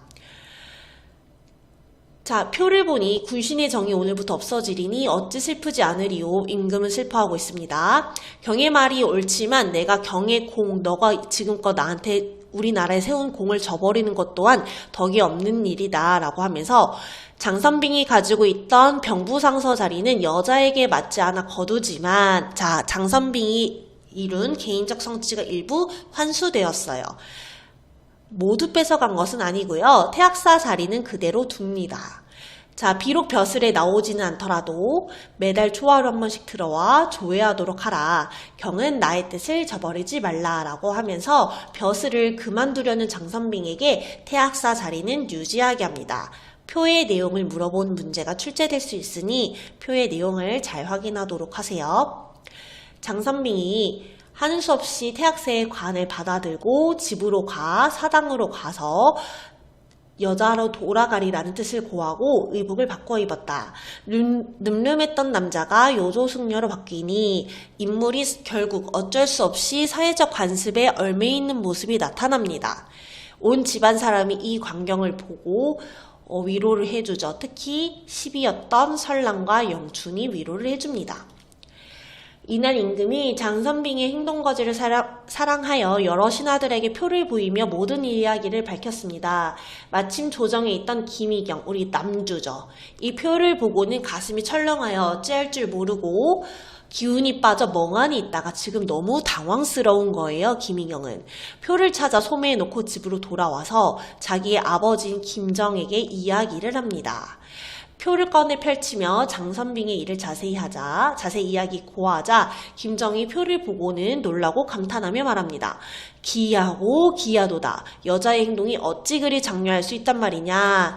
자, 김정은 되게 놀랐어요. 하지만 이 발언에서 우리는 당시 사회적 분위기가 여성에게 기대하는 수준이 혹은 눈높이가 되게 낮았다라는 걸 알 수가 있죠. 눈높이가 낮았으니 여자 행동이 어찌 그렇게 대단할 수가 있지? 라고 놀라는 것입니다. 붓을 들어 문장을 짓는 일을 한 여자는 있어도 칼을 들어 전장에서 적장을 벤 여자는 만고에 없었다 라고 하면서 여자가 무예에 뛰어날 수 있다니 하며 놀라는 의사를 내비치고 있죠. 자, 하지만 마냥 기뻐하기는커녕 걱정도 따릅니다. 장소전 이미 정체를 밝히고 벼슬을 벌였다. 그런데 표의 내용에 이미 너와의 혼약을 적었으면서도 수절하려는 뜻이 담겨있으니 이것이 또한 너의 골칫거리가 될 듯하다. 야, 너 좀 스트레스 받겠네. 어떡하냐 하면서 아버지가 걱정해주고 있어요. 너는 옥란이라는 사람을 취했고 명월공주와도 연을 맺었으니 장소절을 마음대로 처리할 수는 없다. 너 어떻게 하려고 그래? 하면서 우려를 드러내고 있어요. 김정이 우려하고 있는 것과 그 이유를 묻는 문제도 물어볼 수 있습니다. 했더니 김희경은 이 또한 어렵지 않습니다. 중리하신 임금께서 장선빙과 저와의 약속을 하셨으니 명월공주 때문에 장선빙을 혼자 내게 내버려 둘 리가 없습니다 하면서 임금이 장선빙과 자신의 약속을 헤아려 줄 것이라고 예상하고 있어요. 자, 고전소설의 갈래상 특징 알아두셔야 하고요. 주인공이 어떤 특징을 가지고 있는지, 뛰어난 능력과 남장 모티프가 나타난다는 점, 그다음에 시점이 어떻게 되는지, 결말이 어떻게 되는지도 함께 확인을 해주세요. 그럼 저희는 기출문제로 넘어가 봅시다. 네, 여러분, 오늘은 우리 4번 문제를 풀어보도록 합시다. 보기를 고려하여 위글을 감상했을 때 밑줄 친 부분에 해당하는 것으로 가장 적절한 것은 보기의 밑줄은 여전히 사회적 관습에 얽매일 수밖에 없는 모습에 해당하네요. 학생 여러분들은 영상을 잠시 멈추시고 문제를 스스로 한번 풀어보세요.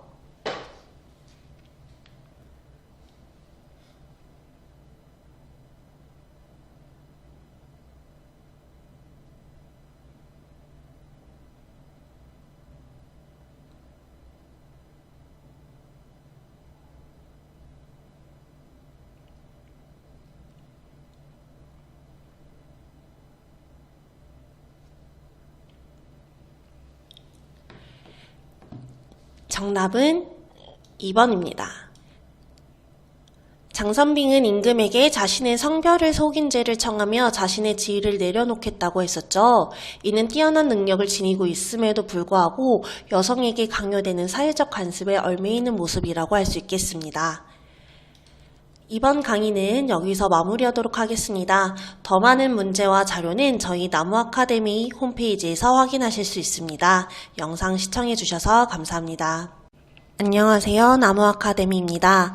저희는 모의고사 및 내신 대비 국어학습 자료를 제공하는 문제은행 사이트입니다. 오늘은 2025년 3월에 시행한 고2 3월 모의고사 국어 문학 세 번째 지문인 성시보 오래인 관습 그것은 전통을 말합니다를 함께 보도록 하겠습니다. 작품에 들어가기 전에 이해와 감상을 한번 훑어보도록 하겠습니다. 이 시의 제목인 성시보는 족보를 말하는데요. 화자는 자신의 조상이 해주로 이사온 청나라 사람이라는 것 정도를 알려주는 족보로는 자신이 오씨라는 것은 알아도 어째서 오가인지는 알 수 없다고 말하고 있습니다. 가문의 혈통관계가 거짓없이 기록되어야 할 족보가 창작과 매매의 대상이 되었기 때문이죠. 화자는 이러한 족보로는 자신의 할아버지의 성씨가 신분이 무엇인지도 알 수 없다며 족보를 불신합니다. 자, 그러면서 자신을 소라 속에 빗대며 족보로 상징되는 인습이 자신에게 무겁게 지워져 있음을 드러내지만 인습에 근거한 이기적 욕망을 잇기 위해서는 성시묘가 필요치 않다고 역설하며 당대의 허위의식을 비판하고 있어요. 그래서 되게 비판적인 성격이 강한 시라고 할 수 있겠습니다. 함께 작품을 보도록 하겠습니다. 내 성은 오씨 어째서 오가인지 나는 모른다 라고 하면서 자 여러분 우리 작품에서 우리라는 표지가 드러나면 화자가 겉으로 드러난다라고 말합니다를 화자가 겉으로 드러나네요. 어째서 오가인지 나는 모른다. 자 우리는 이해와 감성을 읽었기 때문에 이 문장의 의미를 알 것 같아요. 그쵸? 이 족보를 믿을 수가 없으니까 나는 왜 오가인지 모르겠다. 가급적으로 알려주는 것은 해주로 이사온 일, 청인이 조상이라는 가계부의 검은 먹글씨. 옛날엔 대국 숭배를 유심히, 자, 이 부분은 비꼬는 거죠. 부정적으로 인식하는 부분이에요. 유심히는 하고 싶어서 우리 할아버지는 진실 이가였는지 상놈이었는지도 알 수 없다. 가계부를 자기들끼리 인위적으로 창작하고 서로 매매했기 때문에 우리 할아버지가 이씨였는지 상놈이었는지 알 수 없다라는 의미예요. 똑똑한 사람들은 항상 가계부를 창작하였고 매매하였다. 자, 가계부를 매매했던 것이 되게 흔했었나 봐요. 당대 현실 상황에 대해 묻는 문제도 출제될 수가 있습니다. 자, 나는 역사를 내 성을 믿지 않아도 좋다. 해변가로 밀려온 소라 속처럼 직유를 사용해서 자신을 소라 속에 비유하고 있어요. 나도 껍데기가 무척은 무겁구나. 자, 족보로 상징되는 이 인습이 화자 입장에선 되게 무거운가 봐요. 수퉁하구나. 너무나 이기적인 애욕을 잊으려면은 나는 성시보가 필요치 않다. 성시보가 화자는 필요하지 않대요. 성시보와 같은 관습이 필요치 않다. 성시보에 묻어있는 이기적인 인습이 필요하지 않다고 비판적인 태도를 드러내고 있습니다. 자, 그러면 저희 두 번째 지문도 한번 같이 확인을 해볼게요. 네, 여러분 갈래복합 두 번째 지문, 나 지문에 해당하는 민홍인 찰지를 함께 보도록 하겠습니다. 작가는 김수영 시인이네요. 자, 이 시도 저희가 이해와 감상을 먼저 확인하고 넘어가도록 하겠습니다. 자, 이 시는 바다 근처에 사는 매부의 환대를 받고 돌아온 화자가 담례차 매부에게 보낼 감사편지를 준비하는 과정을 담고 있대요. 매부에게 보낼 감사편지 준비 과정이라고 하네요. 화자는 편지를 쓰기 위해 식모에게 고급 타이프 용지인 민홍인 찰지를 사오라고 했으나 식모가 사온 것은 값싼 밀용인 찰지였다. 화자가 사는 동네에는 민홍인 찰지를 파는 곳이 없었던 듯하다. 매부와 비교되는 자신의 생활 수준을 값싼 종이로 드러낼 수는 없다고 생각한 데서 화자는 자신의 속물성을 확인하면서 편지 쓰기를 그친다. 화자는 속물적인 인물이고 자기 스스로가 이것을 성찰하고 있나 봐요.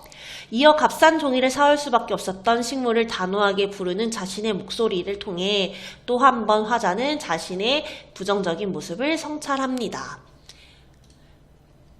자, 그래서 되게 성찰적이고 반성적인 성격이 짙게 나타나는 작품이네요. 본문을 보도록 하겠습니다. 자, 우리 동네에 미 대사관에서 쓰는 타이프 용지가 없다우. 편지를 쓰려고 그걸 사오라니까 밀용인 찰지를 사왔다라우. 누가요? 바로 우리 아까 읽었었던 식모. 네, 식모가 밀용인 찰지를 사왔대요. 이 밀용인 찰지는 경제적 어려움을 상징하는 시어로 볼 수도 있겠죠. 자, 밀용인 찰지인지 밀양인 찰지인지 밀용인 찰지인지 사전을 찾아보아도 없더라우. 편지지뿐만 아니라 봉투도 마찬가지지. 밀용인 넉 장에 봉투 2장을 사원에 사가지고 왔으니 알지 않겠소? 이것이 편지를 쓰다만 내력이요. 꽉 막히는구려. 자, 화자의 답답한 마음이 이 부분에서 드러납니다. 꽉 막히는 이것이 나의 생활의 자연의 시초요. 바다와 별장과 용소 숨치는 파도와 조니워커와 조크와 미인과 패티김과 애교와 호담과 자, 여러분 열거가 나타나네요. 그쵸? 나열, 열거가 드러납니다. 남자와 포부의 미련에 대한 편지는 못 쓰겠소. 자, 편지 쓰기를 그쳤어요.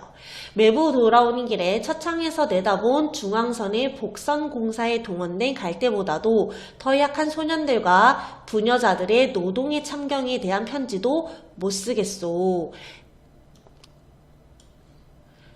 자, 답답한 마음에 매부에게 편지 쓰지 못하겠다는 말을 화자가 전하고 있어요. 중간 부분에는 노동하는 모습을 되게 안타깝게 바라보고 있는 시각도 드러나고요. 3년을 보도록 하겠습니다. 이 인찰지와 이 봉투지로는 편지는 못 쓰겠소. 자, 편지는 못 쓰겠소 라는 부분이 계속 반복돼서 나타나네요. 그쵸? 화자의 의사표현이 단호하게 나타납니다. 더위도 가시고 오늘은 하루 종일 일도 안 하고 있지만 미롱인 찰지의 나의 생활. 자, 여러분 미롱인 찰지는 아까 무엇을 의미했었죠?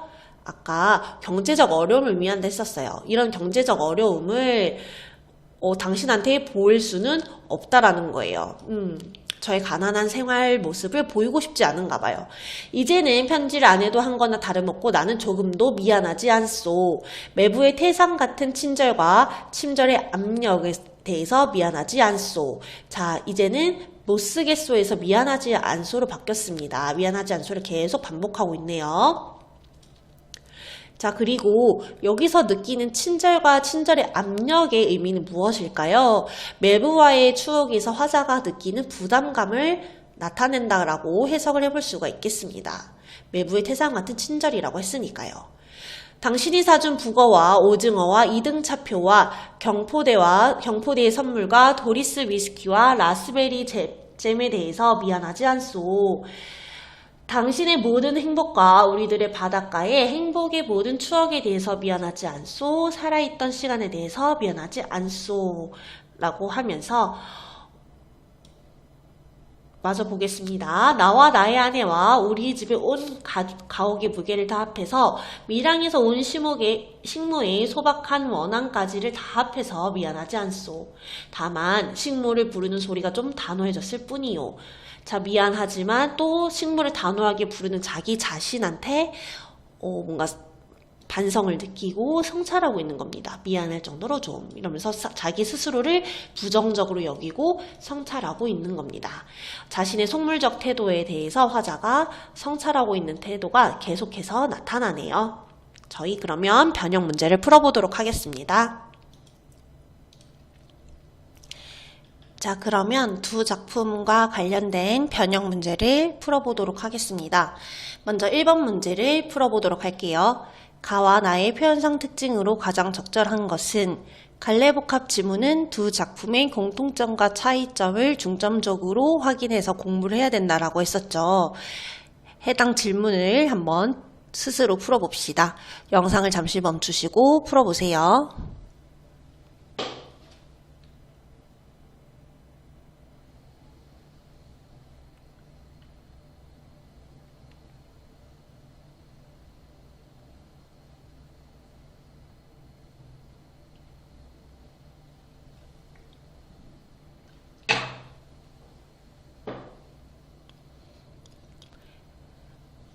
네, 정답은 몇 번일까요? 바로 4번입니다. 가와 나 모두 속물화에 대한 부정적 인식을 가지고 있다가 정답이 되겠습니다.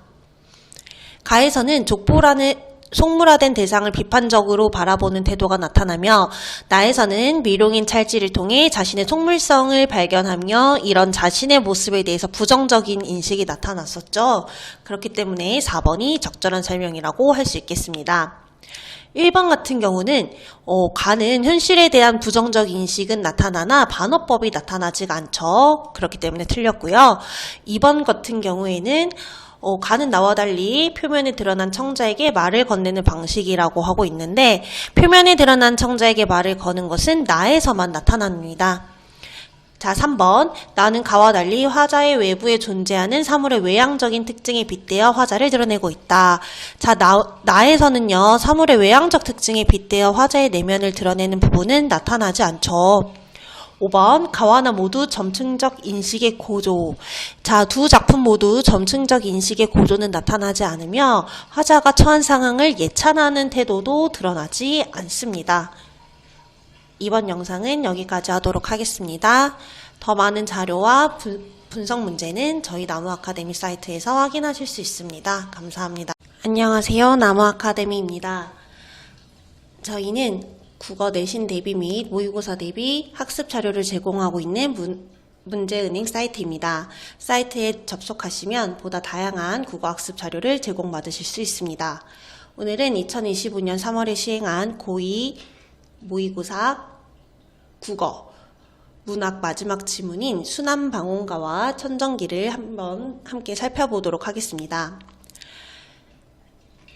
일단 시의 갈래와 성격, 주제, 특징부터 짚어보고 가겠습니다. 네, 고전시가이고요. 가사로 보기도 합니다. 자연 친화적이고 풍류적이고요. 이러한 특징은 고전시가에서 흔히 볼 수 있는 주제이죠.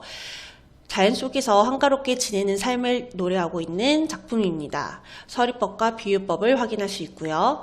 그 다음에 자연을 즐김과 동시에 조금 특별한 점이 있다면 농사와 같은 생계와 관련된 일도 함께 제시한다는 점입니다. 그러면 순환방언가를 처음부터 한번 보도록 하겠습니다. 생계는 넉넉지 않아도 뜰이나마 풍족하니, 자, 소박한 삶의 화자는 만족하는 태도를 보이고 있어요. 우린 이걸 안분지족이라고 하죠. 단표누공도 서러운 줄 모르리다.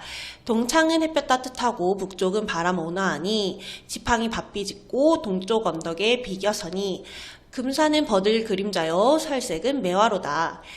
평화로운 자연의 모습이 이쪽에 제시되고 있네요. 산새는 봄을 맞아 노래하는 소리건을 임화는 비온 후에 웃음을 머금었다. 자, 여러분들이 정확히 이 한자들을 정확히 모르더라도 이 화 정도는 알잖아요. 그쵸? 자, 임화는요, 숲풀과 꽃을 뜻하는데, 이 임화가 비온 뒤 웃음을 머금을 수 있습니까? 아니죠. 이 부분에선 서리법이 사용되었고요. 화자 본인이 웃음이 나올 정도로 행복한 걸 지금 임화에 감정이입을 한 것입니다. 온갖 계절 경치 실컷 다 본 후에 이봐 아이들아 서쪽 밭에 일이 있다. 지금 아이들한테 말을 걸고 있어요. 그쵸? 자연을 즐김과 동시에 생계를 위한 일도 소홀하지 않는다는 부분이 이 부분에서 나타나는 겁니다. 땀이 홈이 다 제각각 갖추어라. 갈거니 지거니 여런이랑 마친 후에 광주리를 둘러매고 뒷산에 올라가니 어린 취나물 못 닦고 고사리채 살쪘다. 꺾으며 담으며 바구니 못 닫혀서, 자, 농사를 짓는 화자의 모습이 나타나네요. 봉우리에 올라앉아 채미가를 길게 읊어 향철 운소의 가슴속이 상쾌하니 화자의 정서가 직접적으로 제시됐고요. 무대에서 바람을 쐰다. 갑자기 엉뚱한 말이 나오죠. 자, 지금 별표 표시가 있어요. 자, 이 부분은 공자의 제자 중점의 고사에서 유래된 표현으로 욕심없이 유유자적함을 이르는 말이래요. 자, 그러면 요런 중국의 고사를 인용해서 자기가 옛날 사람들만큼 유유자적하고 지금 너무 즐겁다, 만족한다 라는 것을 드러내고 있는 겁니다. 잠깐 산책하여 작은 집에 돌아오니 어린애는 문에서 기다리고 새술은 익어 있다. 한 잔 또 한 잔 마신 후에, 자, 여러분 고전시가에서 술이 나오면요 무조건 풍류적 태도로 봐주시면 되겠습니다. 화자는 지금 풍류를 즐기고 있어요. 자, 낚싯대 비껴들고 물가를 찾아가니, 자, 술 먹고 지금 낚시도 하러 갑니다. 미끼 없는 낚시에 고기마다 다 모인다. 오, 낚시도 잘 되려나 봐요. 물고기와 새도 뜻을 알아 다 의심 아니하네. 자, 물고기랑 새도 의심할 줄 모릅니다. 의인법 쓰인 거고요. 아름다운 물결은 밤낮을 쉬지 않거늘 물가에서 시를 짓고 언덕 올라 휘파람 불어. 와, 너무나 풍요롭고 여유로운 삶이에요. 유유자적이죠. 하루하루 또 하루에 산수로 소일하니 산수의 즐거움을 나밖에 뉘하는고. 자, 산수의 즐거움을 나밖에 모른다라는 뜻이죠. 자, 그리고 여러분 고로 끝났어요. 서리법이죠. 화자의 만족감을 서리법을 통해서 드러내고 있어요. 하늘에 해가 길고 우거진 나무에 그늘 짓거늘 소나무 뿌리에 비겨 누워 긴 잠을 못 닦겠니. 지저귀는 깨꼬리 소리는, 자, 여러분 청각적 심상도 나타나네요. 교태하는 소리로다. 맞아 보겠습니다.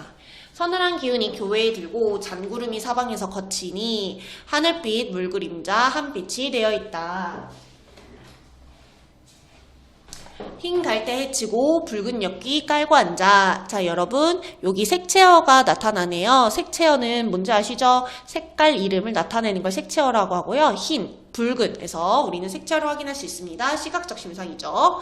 그리고 흰색과 붉은색은 뚜렷하게 대비되어 우리 이런 것을 색채 대비도 나타났다라고 합니다. 국화를 잔에 띄어 밝은 달을 맞아오니 끝없는 맑은 경치를 나 혼자 맡아있다. 혼자 있나봐요. 북풍이 소슬하여 백설이 흩어지니 원근의 언덕과 골짜기 경료굴이 되었거늘 눈썹을 찡그리며 시를 읊으니 시흥이 더 새롭다. 사계절 아름다운 경치가 다 제각각 재촉하니 게으른 이 몸이야 언제 한가했고. 자, 지금 나 언제 한가해지지 하면서 화자가 물어보고 있는 건데, 화자는 왜 바쁘냐면요, 자연을 즐기느라 바쁜 겁니다. 서리법을 통해서 만족감을 표현하고 있다는 거죠. 자, 그러면 저희 두 번째 지문으로 가볼게요.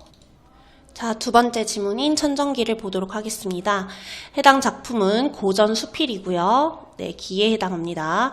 교훈적이고 비유적인 성격이 강하고요. 자, 이 수필의 주제는 외적인 것에 욕심내지 않고 내면의 가치를 중시하는 삶의 태도에 대해서 이야기를 하고 있는 것이에요. 인간의 삶을 우물에 빗대서 표현한다고 하네요. 확인을 해볼 거고요. 서로 다른 의견을 가진 두 사람의 대화를 통해서 주제의식을 드러내고 있습니다. 자, 그 다음에 나의 말하기를 통해 출세와 세속적인 것을 추구하며 사는 삶에 대한 반성을 이끌어냄. 이건 성찰적인가 봐요. 자, 그러면 한번 작품을 보도록 합시다. 얼마 뒤 한 손님이 찾아와 이렇게 말했다. 주역의 우물개를 보면 군자가 우물의 덕을 본받아 백성들을 위로하고 서로 돕게 권면한다라고 하였죠. 정말 우물이란 길러줌이 끝이 없답니다. 우물이 길러준다는 말은 제 자신을 돌본다는 뜻이 아니라 백성을 돌본다는 뜻인데, 백성을 돌보는 일이야말로 군자의 일과 같지요. 자, 지금 군자의 일을 우물의 역할에 비유하고 있어요. 하지만 우물개의 처음에는 우물물에 진흙이 있어 먹지 못한다라고 하였고, 그 다음에는 우물이 산골짜기에 있어 동이가 깨진 것처럼 물이 아래로 샌다라고 하였고, 그 다음에는 우물바닥을 쳐낸다라고 하였고, 다시 그 다음에는 벽돌을 쌓는다라고 하였으며, 그 다음에 이르러서야 비로소 먹는다라고 하였고, 그 다음에 이르러서야 널리 베푸니 크기 선하다라고 하였으니, 우물의 효용이 크긴 크지만요, 우물 만드는 과정이 너무 빡세요. 너무 힘들어요 라고 하면서 우물물을 먹기까지의 과정이 쉽지 않음을 이야기하고 있습니다. 다음 문단을 볼게요. 헌데 지금 당신이 세운 우물은 이미 바닥을 쳐내기까지 했으니 우물이 거의 완성됐나봐요. 그쵸? 벽돌 쌓고 물 길어 먹고 널리 덕을 베푸는 일이야 노력하지 않아도 순차적으로 될 테지요. 이를 그대의 상황에 빗대자면 그대가 깊이 돌을 간직하고 담뿍 덕을 지니고 있으면서도 애처롭게 쓰이지 못함이 마치 우물이 감추어서 쓰이지 못했던 때와 실로 비슷하다 하겠소. 자, 그러면 나의 능력이 쓰이지 못함을 지금 손님이 안타까워 있다라는 건 우리가 엿볼 수 있겠죠. 자, 인간의 깊은 인품, 그러니까 나의 능력이 쓰이지 못하는 것을, 우물이 쓰이지 못하는 것을 비유하고 있는 겁니다. 하지만 우물개의 마지막에 보면 크게 선하고 길하여 우물의 도가 이루어졌다라고 하였으니, 임금이 명철하여 복을 받게 되면 덮여있던 우물이 파여 쓰이게 되는 것처럼 그대 역시 널리 능력을 펼칠 수 있는 기회를 만나게 될 것이요. 자, 언젠가는 임금님의 복을 받게 되면 능력과 인품을 인정받아서 세상에 활약을 할 수 있을 것이다 라고 이야기를 하고 있어요. 자, 그랬더니 말을 합니다. 고을을 옮겨도 우물은 옮길 수 없다고 하지 않았습니까? 자, 질문이죠. 자, 질문을 건네는 방식을 통해서 자신의 의견을 밝히고 있어요. 그러니 우물이 무엇을 바라겠습니까? 자, 우물물을 기르러 오는 사람이야 물이 깊기를 바랄 테고, 우물물을 길어가는 사람이야 동이의 물을 가득 채우길 바라겠지만, 우물이야 무엇을 상관하겠습니까? 자, 우물은 욕심이나 바라는 것이 없어요. 우물은 차면 내줌으로 누가 길어간다고 해서 채워지지 아니할 까닭이 없고, 비면 받아들임으로 아무도 길어가지 않는다고 해서 항상 비어있을 까닭이 없지요. 자, 처한 상황이랑 무관하게 항상 꾸준하게 덕을 지는 삶을 살겠다라는 의미입니다. 그런즉 길어가거나 말거나 우물이 무엇을 기이하겠습니까? 그런데 지금 내가 만든 우물은 사거리 큰 길에 있지 않고 깊숙한 산골짝, 사람들이 잘 찾아오지 못하는 공간이 있는지라 자, 자리 잡히지 못하고요. 귀양살이나 온 사람이 쓰도록 자리 잡혀 있어서 그 생김새가 실로 나와 처지와 비슷하긴 하지요. 자, 자기 능력이 산골짝이 있는 우물과 같아서 잘 보이지 않는다, 눈에 띄지 않는다라는 의미입니다. 내가 쓰이고 버려짐이야 이 물이 저지와 똑같지만 모든 일이 조물주에게 달린 것이니 자 조물주한테 달렸으니까 내가 상관할 수 없겠다. 관여할 수 없겠다. 운명론적 태도도 드러나죠. 자 주변 환경, 나의 능력이 쓰이지 않는 것들 이런 외적인 것들에 신경 쓰지 않고 나는 지금 내면의 가치에 집중하겠습니다 라고 하는 겁니다. 자 화자가 손님에게 전하는 가치가 여기서 드러나죠. 자 그러면 저희 기출문제 하나 풀어보도록 하겠습니다. 네 여러분 다양한 문제를 풀어보면 좋은데 시간 관계상 가나의 표현성 공통점 한번 풀어보고 가겠습니다. 학생 여러분들은 영상을 잠시 멈추시고 문제를 스스로 풀어보시길 바랍니다.